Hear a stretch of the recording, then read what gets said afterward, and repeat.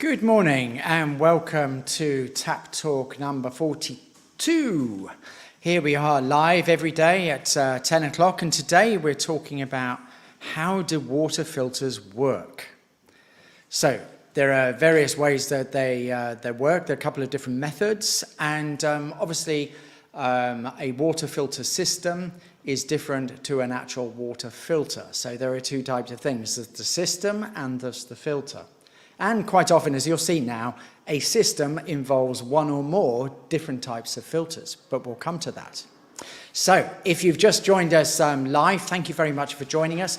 You can put comments and questions in the comment box, either on Facebook or LinkedIn or YouTube. And if you're watching the recording and you do that, that's also okay. I'll pick up those questions and we'll answer them, and I'll let you know when we do that. So please do subscribe to the YouTube channel if you're on YouTube, and you can get all the details of the live show at tapwater.mt/live. So here we are today, and we're going to look at how water filters work. So I've got a little PowerPoint demonstration to show you. It's not actually PowerPoint, it's Google Slides. But here... sorry for the distraction. Live in the studio, the plumbers just leaving. There are two main types of water filtration methods. There's either a physical method or there's a chemical method. And we're not really going to focus on the chemical method so much. We're going to focus on the physical. So in a chemical method, you may be doing things like, for instance, adding iodine tablets to water in order to make it safe to drink, although it'll make it taste awful. But certainly used in adventure camping, survival, and even military, for instance. Adding tablets to water to make it safe is one way. And there's a thing called chemical sequestration, which is basically where you dump a load of chemical into the water in order for the contaminants to attach to it, and then that would leave the rest of the water, not the stuff that you put in there, as possible to drink. But we're really going to focus on the physical methods of water filtration, and there are four. So the first way that we'll look at is distillation. Now, obviously, we all know about distillation. We know that lots of alcoholic drinks are distilled in order to make them. And the whole concept of that, and again, I'm not a scientist, so I try and keep it quite simple for myself. You boil something, it turns into steam, and then you cool it and condense it. Now, the theory with water filtration using distillation is that things that boil at a higher temperature than water, so the water is going to start to boil, then turn into steam, and then be condensed before the contaminants start to boil. That means that the contaminants will be left behind, and the water that is now purified from whatever's in there is going to be condensed, and then you'll be able to drink it. But what happens is, if something boils at a lower temperature than water, then it'll be out with the water being condensed, and it'll be back in the water. And there are things such as volatile organic compounds, for instance, that are not removed by distillation because they boil at a temperature lower than water. So it just gets condensed off with the water. And that's some quite important things like, benzene, ethylene glycol, formaldehyde, all sorts of things like that. But certainly your toxic heavy metals are going to be condensed out. And also distillation is a really quite good way of turning salt water into fresh water, because the salts will get left behind. I guess that's similar to the salt pans that we see in Malta, right? It's a similar sort of process, although more forced, because you're using something to heat the water with, and then that is also going to take lots of energy in order to be able to do that. Although I was talking to a manufacturer of a distillation water filtration system the other week using solar energy, which was quite interesting. So the next type of water filtration is ion exchange. And basically you create beads that are charged with sodium ions, and then these beads will find calcium and magnesium in the water, for instance. Those ions are attractive to it, and it lets go of the sodium ions and takes on the calcium and magnesium ions. Now that's quite an interesting chemical reaction or reaction that's going on in there, but we put that as part of the physical side, because you're adding the beads into the water. And that's an efficient way of getting rid of things like calcium, magnesium, but also it's a very efficient way of dealing with limescale, because the limescale ions are attractive to beads such as that. And you can get different types of beads. Some beads focus on heavy metals. Some beads will focus on limescale. And then if you mix those beads inside a water filtration system, then obviously you're using that to filter both. So straight away you can see that you could have a method of distillation and ion exchange, and the ion exchange may deal with certain things that a distillation doesn't. Okay, let's build on that with the next system for water filtration. So system number 3 today, reverse osmosis. We all know reverse osmosis is used in water filtration, especially here in Malta, because our water is actually arriving at our tap having been put through a reverse osmosis system already. But that's an industrial plant-sized reverse osmosis system. And also you can get this similar technology under your sink in your house, whereby reverse osmosis is done again on the water that's already been put through a reverse osmosis system at Water Services Corporation's 4 main plants around Malta. Now, interestingly, our tap water ends up at about 60% reverse osmosis and 40% groundwater. The groundwater is added for taste and body, and then chlorine is added after the reverse osmosis system, as well as lime. And that's to balance everything out. So reverse osmosis means you get 2 liquids separated by a membrane, and they will basically, osmosis means they will try and equalize their concentrations. So if we're talking about concentrations of salt, for instance, in the water, if you put 2 liquids separated by a membrane, they will try and equalize the salt. That's osmosis. Reverse osmosis means you try and force it the other way. So you need pressure. You need pressure on the water to force it through the membrane in order to reduce the concentration of things like salts and other contaminants in there. Now, it's great for removing salts and minerals, but it's not so good for removing bacteria, for instance. Reverse osmosis uses power, it uses energy, and it also produces wastewater. In an industrial plant, there is much less wastewater. The amount of pressure that you can create per unit of energy is much larger. And so when you try and bring that into a reverse osmosis system under the sink in your house, you can't create the amount of pressure you can at one of the Water Services Corporation plants. And you therefore waste much more water.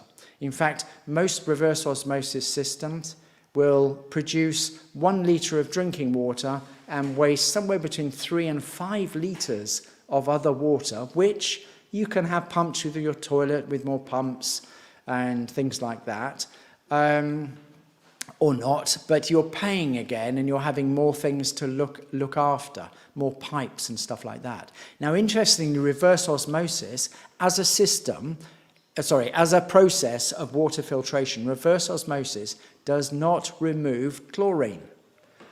Now, that's one of the main things you want to remove in your water in Malta is the chlorine so that it tastes better. I mean, there's lots of other things you want to remove as well, but reverse osmosis as a water filtration process does not remove chlorine. So what you have in a reverse osmosis system is you have another layer. So after your reverse osmosis membrane, you'll then have an activated carbon block, which we'll come to in a minute. Also, in some reverse osmosis water filtration systems, it'll contain a reverse osmosis membrane as one system, an activated carbon block as another, and then because the reverse osmosis filtration system strips everything you want in your water, such as the healthy minerals, calcium, magnesium, potassium, all sorts of things like that, the water is then remineralized by adding something into the water so that it tastes a little bit less flat than a normal reverse osmosis water might take. So that's like and it then might have a bacteria filter, for instance, which could be something like either an activated carbon block, that might be part of it, or it could be, for instance, a ceramic. So in a reverse osmosis system, you've seen them advertise 5-stage systems, 3-stage system, 7-stage systems. That's why you've got extra bits, because the reverse osmosis filtration process doesn't actually do everything you want. And that is very common with all water filtration processes. There's 4 of them here, and they don't all do everything that we want. So let's come to now the next one, activated carbon. So activated carbon is basically carbon that you've heated in order to change its component parts or its consistency in order to make it useful for water filtration. So it's not like charcoal. It's actually carbon. And the carbon that's used, for instance, in tap water activated carbon blocks is made of renewable coconut. So that's a renewable resource. It's not a fossil fuel. And you get 2 types of activated carbon in general. You get a granular activated carbon, which is just small bits. And that's quite often found in your jug filters. And also, it's quite common to find that in a reverse osmosis system. So you'll get a plastic tube as one of the parts, one of your 5 stages, and a plastic tube is going to be filled with granular activated carbon, which you can replace over a period of time. Or you can have an activated carbon block, and that's a solid block which is compressed activated carbon granules with a binder which puts it into a solid block. For instance, like this. Here's a solid block of activated carbon, and you can see it pictured in the coconut husk there because it's made of coconut. So this is actually quite solid. When I've hit one of these with a hammer, I can't break it. So to break it down, you actually need something like a grinder or a shredder machine that's going to crush it into, rather than me hitting it with a hammer. I wasn't strong enough to break it, which I found quite an interesting experiment. I thought it would just shatter, but it didn't. Now, granular activated carbon blocks are quite interesting. They have a membrane of 1 to 2 microns. So that's catching an awful lot of bacteria. And also it's catching anything that's bigger than 2 microns. I think it's 5 microns is visible to the naked eye. At 1 micron, you can't see it under a microscope. So it's pretty small, this kind of stuff that it's removing. And there are 2 types of filtration process in a block. The first process is adsorption. So atoms are sticking to the surface, and this block is quite interesting because if you rolled it out, then it would be the thickness of a gram of activated carbon would be like the size of a football pitch if you rolled it out. Football pitch or tennis court? I get confused sometimes. I think it's a football pitch. So it's got a very wide surface area. So that's why water filters such as these, this is an activated carbon block, similar to the one used in the TAPP EcoPro filters. These have a lifespan. So they run out because of lots of atoms sticking to the surface. That's actually how chlorine is removed from the water. It's the chlorine ions that stick to the surface of the activated carbon because it finds it attractive to do so. Heavy metals can be removed that way as well. Bacteria removed from the porosity as it's going through, the 1 or 2 microns, 1 to 2 microns. And What's interesting about this is that that covers our 4 main areas. Inside a tap water filter, a tap water filter has actually got 5 stages on it. So we call the 2 stages, absorption and porosity, as a membrane, are 2 stages. And oh, that's interesting. I lost the camera. I apologise for losing the camera there. So here you can see the porosity of the filter here. Sorry, you can see the 5 stages here.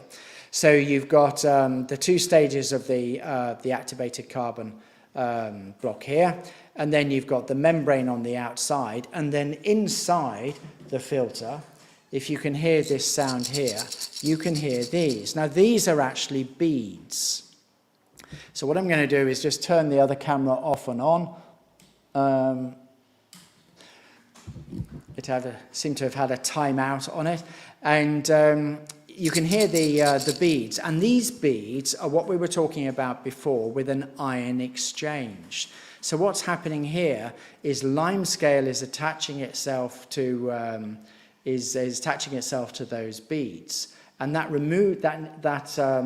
inhibits the limescale from attaching to your kettle and stuff like that. And heavy metals are also being removed by these beads inside. Let's see whether we got the other camera back. I don't know why it's turning off and on. I shall have to look at the settings on that, so I apologise for that. An activated carbon block is part of the filtration system inside one of these, which is a TAPP EcoPro.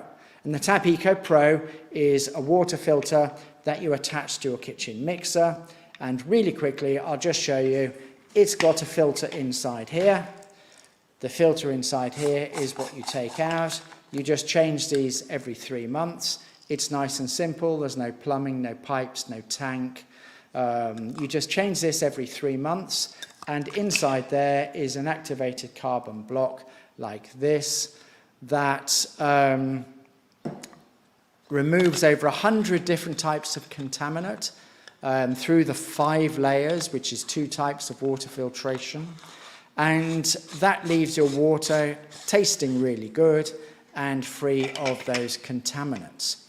Now, the interesting thing with that is that it can be done at a cost that's way below something like a reverse osmosis system.